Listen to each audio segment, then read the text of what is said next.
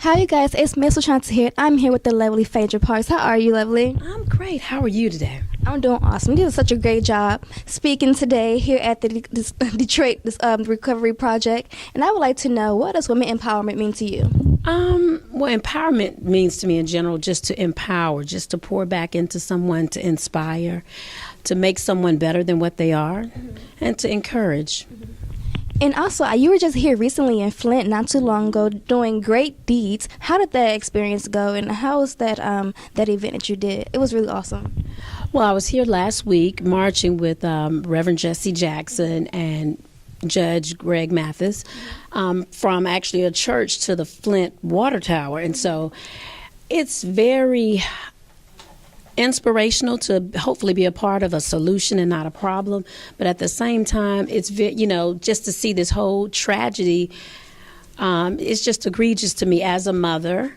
As a citizen of this wonderful country, this is the wealthiest country, one of the wealthiest countries in the world, and to see that our government has poisoned the citizens, that's egregious.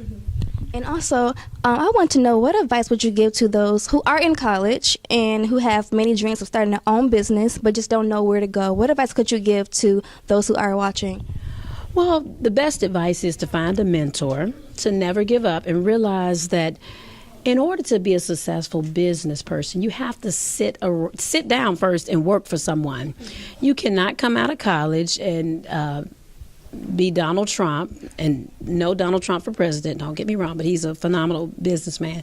But you have got to learn how to work. And sometimes I see the millennials in particular, they're very entitled. And, I'm not sure where they got that from, because if they're people of color, they should realize the history of our country. They won't be entitled to much.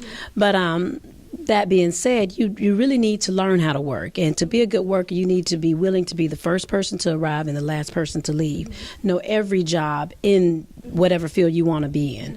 I'm a mortician. I know how to embalm, I know how to do makeup, I know how to dress bodies, I know how to pick up bodies, I know how to sanitize. You have to be willing to do the dirty work, because, you don't walk out of college being glamorous, being the CEO, CFO. You walk out of college basically with a certificate that says, I can, study a body, a course of work, and I will withstand the 4 years and complete the program. But it really does not give you practical training. And in your opinion, how important is branding and marketing yourself? Well, of course, branding and marketing is the key to actually presenting your best image. And so if you want to be a CEO, you need to embody the traits of a CEO. You need to talk the talk. You need to have the look. You need to dress the part. So, we often become what we see, and people visualize everything. And so we're living at a time when people see you, they've already made so many assumptions about who you are. So I always tell people, you never have a second chance to make a first impression. So when you leave your house every day, and being a Southern Belle, you should put your best foot forward. You should always have on a little blush and a little lipstick, and be ready to meet somebody important.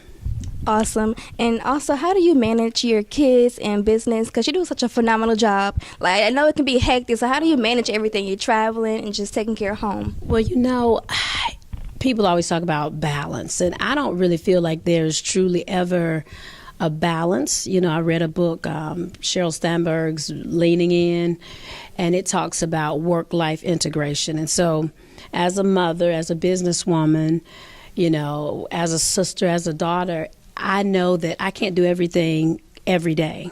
So I prioritize, and I try to, include as many different tasks at the same time. So if it's an opportunity for my children to work with me at the workplace, I try to make that happen. And I just try to make sure that I'm, doing what has to happen that day. And what doesn't happen, I can't beat myself up, and I just pick it back up tomorrow. Awesome. My last question would be, what motivates you? What motivates me? Well, a lot of things. But, as a parent now, I think my children motivate me because I want to be that great example.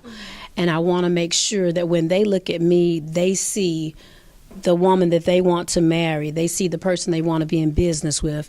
They see the ideal everything. And so, they're the most important thing. And I think as mothers in particularly, we sometimes become overly consumed with being perfect. And so I say to moms all the time, there's no perfect mom, because there's no handbook that comes with, childbirth. But what you do want to do is make sure you are giving your child the best that you can give them, and you're giving, exposing them to the best things that you can expose them to. And you're obviously being honest with them and yourself about what is your truth and what their reality really is. That's a great way to end this interview, and I appreciate your time. You look lovely again. You did such a great job speaking. I appreciate you. Thank you. Thank you for the opportunity.